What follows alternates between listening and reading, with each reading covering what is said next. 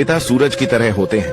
उनकी गर्मी कुछ पल चुभ सकती है, उनकी बातें कभी कभी भारी लग सकती हैं, मगर याद रखना, अगर ये सूरज जरा भी डूब जाए तो जिंदगी का पूरा आसमान अंधेरे से भर जाता है। पिता की मौजूदगी हमारी सबसे बड़ी सुरक्षा होती है। उनकी आवाज हमारा सबसे बड़ा मार्गदर्शन और उनका अनुभव हमारी सबसे बड़ी संपत्ति।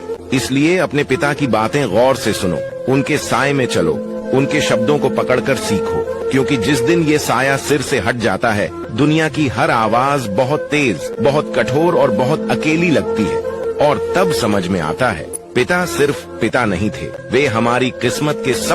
चेहरे पर हंसी और दिल में नफरत रखते हैं। आजकल लोग अपना किरदार छुपा कर रखते हैं, जरा सी बात पर रिश्ते तोड़ देते हैं, फिर भी खुद को इंसान कहते हैं। यहाँ सच्चाई सुनाने वाले अकेले रह जाते हैं और झूठ बोलने वाले भीड़ के राजा बन जाते हैं। समझ नहीं आता ये कैसा दौर है जहाँ गुनहगार भी हीरो कहलाते हैं। रिश्तों की कीमत अब पैसों से तौली जाती है, इंसानियत किताबों में ही बोली जाती है। जो साथ दे गरीबी में वही अपना है, वरना आजकल तो जान भी सौदे में बेची जाती है।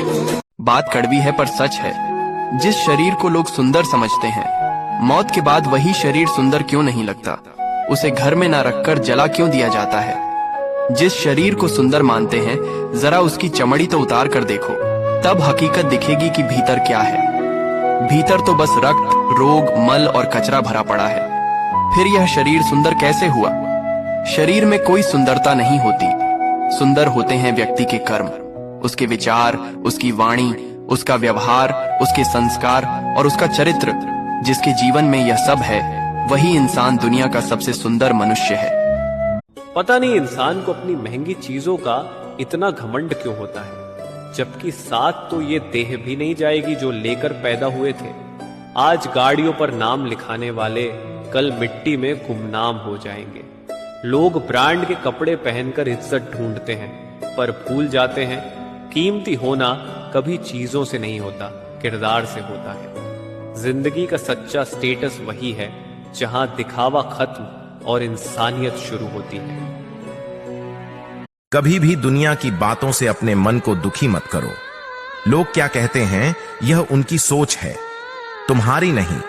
अगर तुम हर आलोचना पर ध्यान दोगे तो अपनी शांति खो दोगे। याद रखो, जैसे कमल कीचड़ में रहकर भी खिलता है, वैसे ही तुम्हें परिस्थितियों के बीच भी अपनी चमक बनाए रखनी है। अपना ध्यान कर्म पर रखो, परिणाम की चिंता छोड़ दो, क्योंकि सफलता उसी को मिलती है जो अपने लक्ष्य पर डटा रहता है और बाहरी शोर को नजरअंदाज कर देता है। इसलिए मन को मजबूत बनाओ और हर परिस्थिति में मुस्कुराकर आगे बढ़ो।